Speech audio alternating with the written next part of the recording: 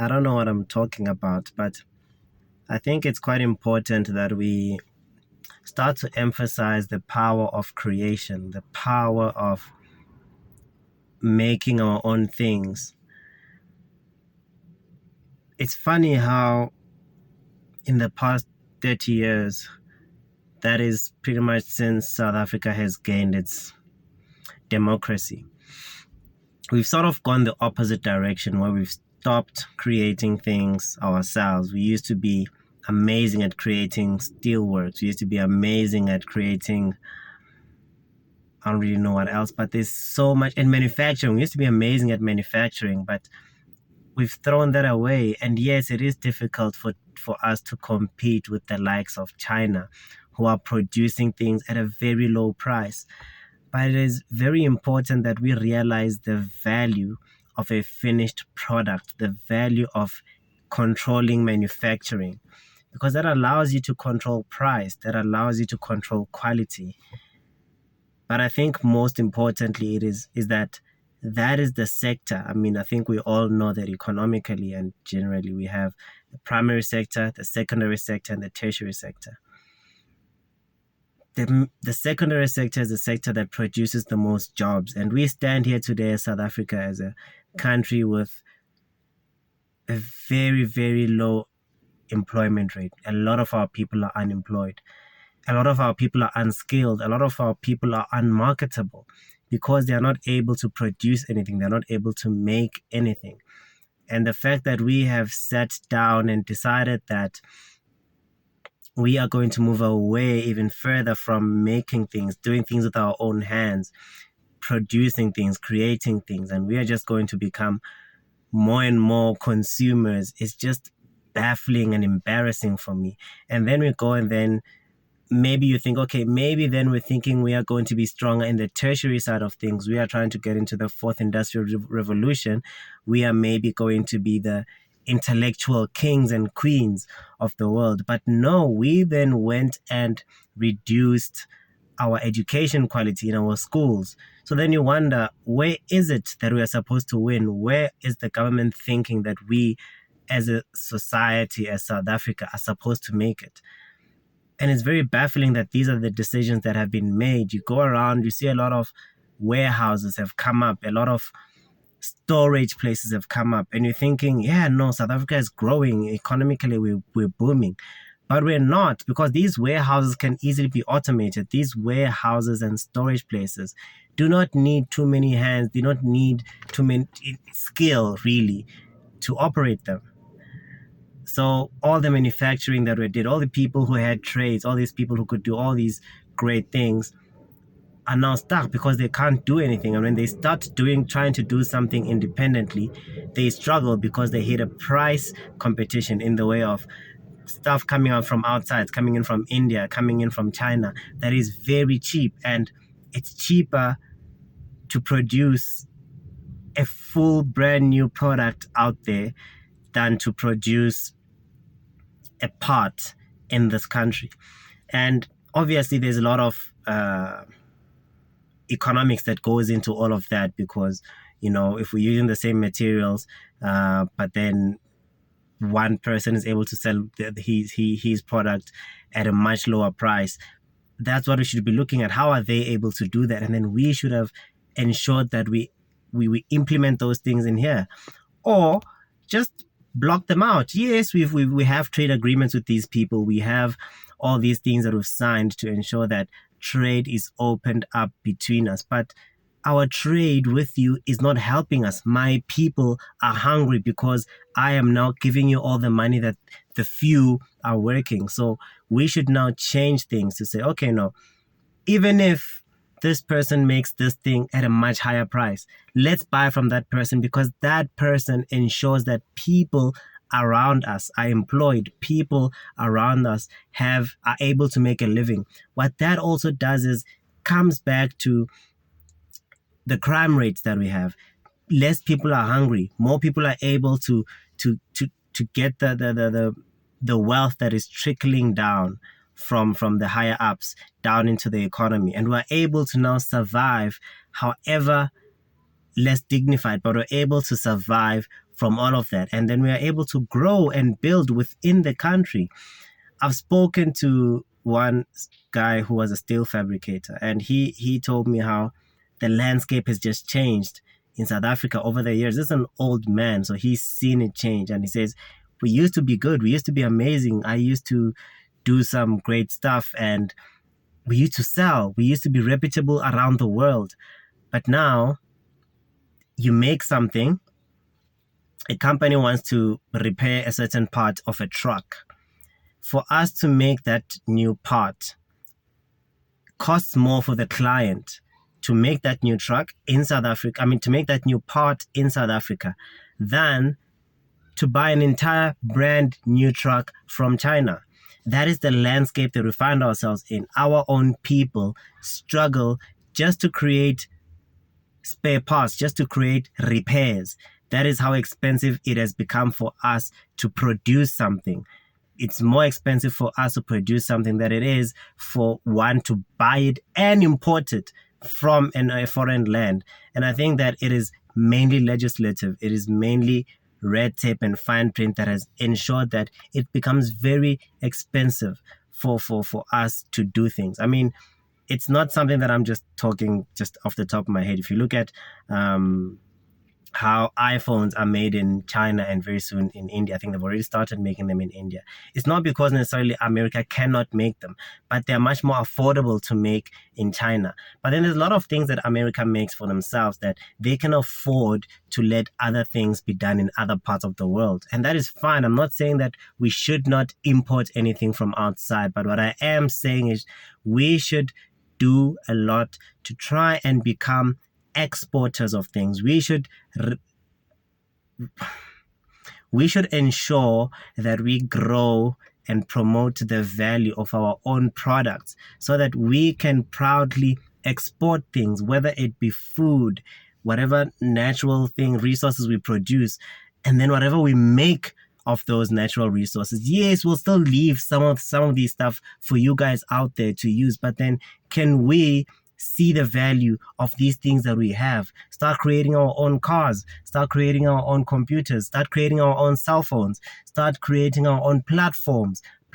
Me sharing this video on a platform that isn't even ours, that in of itself is an issue. A lot of these platforms, especially as Africans, they don't speak to us, to our being, to who we are, to our traditions, to our nature. They don't necessarily help us solve the issues that we have. And yes, perhaps these platforms are mainly or purely entertainment, but they don't speak to us. And that is why you find other countries that have their sovereignties. Find like a China, they realize the power of ownership. And I make reference to them because they are the most obvious example. They have made sure that let us create our products. Let us invest in our people. Let us ensure that our products, our brands, our manpower, our hard work speaks for itself. Let us let people try and fail and try again until they get it right. Let us make it easy for them to do this. Let us make it affordable for them to do this so that we can support each other. We can grow our brand and inadvertently grow our economy. And this helps everyone. And by helping everyone, we are now able to live in a community that is safer, a community that is happier, a community that produces, a community that cannot grow hungry, because I know that if I do not have a job, I'm able to go to the field, I'm able to go wherever, plant something that I can eat, plant something that I can make food out of. Instead of me sitting somewhere waiting for certain monies or certain funding to come from somewhere, that is backward thinking. We are Africans, we are human beings, we live off of the land. We've known this for ages. We've lived off of the land. We have created livelihoods for generations and generations off of the land. Suddenly, without money, we cannot survive. And yes, I understand that systems have been created such that we cannot survive without money. But then we should now realize that this means that we should now take the power back into our hands and start curating systems such that they work for us, such that they don't outline certain people such that they don't segregate us amongst ourselves, such that they don't turn us against each other, such that when I need a spanner, I'm able to go to the person next door and ask for a spanner, such that whenever I see a brand of a car and it is a South African brand, I say, hey, that's the car I'm going to drive. Let the streets be filled with cars that we make here. And yes, in the beginning, they're going to suck. Yes, the cell phones in the beginning are going to suck. Look at, what is it? Mobicel. Mobicel is a South African brand. And yes, right now, they're not the greatest brand out there. But how are they going to become the greatest brand if we don't buy from them? How are they going to become the greatest brand if we don't push them? iPhone is the greatest brand. They sell the most phones in the world. The top selling phone is an iPhone. The second most selling phone is an iPhone. The third most selling phone is an iPhone. Only when you get to the fourth most selling phone in the world do you get a different brand, which is a Samsung. And you'll find that these phones are bought mostly in America by Americans. And you see how patriotic they are in ensuring that we buy our own, we build our own. And I think that we can learn from that as South Africans and start saying, okay, wait. Can we now sacrifice the same way or in a similar fashion that the guys fought and sacrificed so that we can have this democracy that we have in this country? Can we also say, let us sacrifice and not have the best products, not have the best quality, not have the cheapest product, but we make sure that the products that we have are ours. And when I stand here and I criticize you in something that I am using. I criticize you in something that I am spending my money on. I criticize you on the basis that I am a stakeholder now. I am the one who's coming to buy this thing, but I'm not happy with it. Fix this, fix that. Make it work. And then you make it work, and then we move on. 5 years, 10 years, maybe even 20 years from now, we're at a place where we as South Africans have created products, have created brands that are quality, that are affordable, and that we are proud of. We're proud to wear our things, and we export them. And the world will look at us and we will be proud. The entirety of Africa may look at us and be proud. If you look at where we are now compared to where we were 20 years ago, or even 30 years ago, we have gone down. We were so far ahead of any other African country. But now, everyone is right at our toes. Everyone is right behind us. In fact, some might even be ahead of us. It's only a matter of time before we fall down to becoming the worst country in this continent. Unless we now decide to take back the power and start to work together. Don't try to work with the whole country, because that just doesn't make sense. Don't try to work with the whole country. Just find the people you agree with, find the people you align with, work with those people. And these small packets of people working together will end up building a network of a strong community, of a strong South Africa that produces top quality products. And when things are expensive, we know that most of us can afford it. And the things that those people, if some people can't afford, they now at least have the space and the ability to create products that speaks to them in terms of quality, in terms of price, in terms of all these things that matter to them. But we cannot create that environment if we continue to build other people's environments, if we continue to build Germany's environment with their German cars on the road, if we continue to build Italy's environments with our Italian cars on the road, if we continue to build China's environment, the Chinese products that we have in our houses, we continue to build Asia's environment by buying Asian products, Japanese products. I think I'm sitting in a Japanese car here. It doesn't give me pride to be driving in this. And that's the thing. We are proud to be going around driving, hey, look at my fancy new car, look at this, look at that. But like, these things aren't ours. These things don't matter to us. I mean, you spent 400, 500, even a million rands on this thing. But how much of that actually comes to South Africans? How much of that actually stays in this country? We need to rewire our minds to think about that. How much of what we are doing, how much of our hard-earned money actually remains in our communities?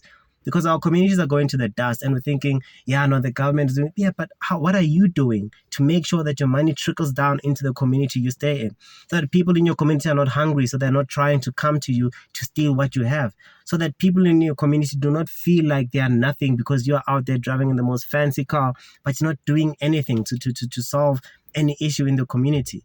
Whose hands are supposed to do it if not yours? Are you not an African? Are you not a South African? If it's not a South African who is going to help South Africans do well, who is? The people you're talking about in government don't even come from your neighborhood, but you want them to be solving your problems. How? And I understand it's much easier for me to talk about this as, yes, we should do this, we should do this. But there's a lot of people who actually have the power and the ability to do it. And it takes time. It takes a lot of time. I just saw a message now from my Capitec Bank app saying that they finally have, they say a separate banking app for business, something like that. But it's only now that they've finally pronounced in the business space. They understood the value of building over years and years. I was a kid when I first saw adverts of Capitec, but only now they're getting properly into the business space. They understood where they were going, what they were building. Imagine if a lot more of us had created certain entities, certain products, certain companies that we, and with the understanding that it's not going to work out today, it's not going to work out tomorrow, it may not work out in 5 years, but hopefully in 10, 20 years, it's going to be where it is, it's going to be somewhere. When the guys in America started Tesla, which is now owned by Elon Musk, they just wanted to change the world. They just wanted to shift from internal combustion cars to electric cars. Tesla has gone on to change the world, change the face of the automotive industry. And many legendary companies are coming down to copy Tesla and try to go in that direction. That's the impact that they've had. But it's all because two nerds decided we want to change things. We see things differently. All I'm asking is, can we as South Africans also get out of our heads, put our money where our mouths are, and start creating, start producing, start making stuff. We can't keep crying. We can't keep crying. Foreign people can't keep coming into our country and taking things right out of our hands. That's crazy. We cannot be that. That literally cannot be what we are known for. It's time that we start looking at things differently and stop and stop being consumers and start to be producers.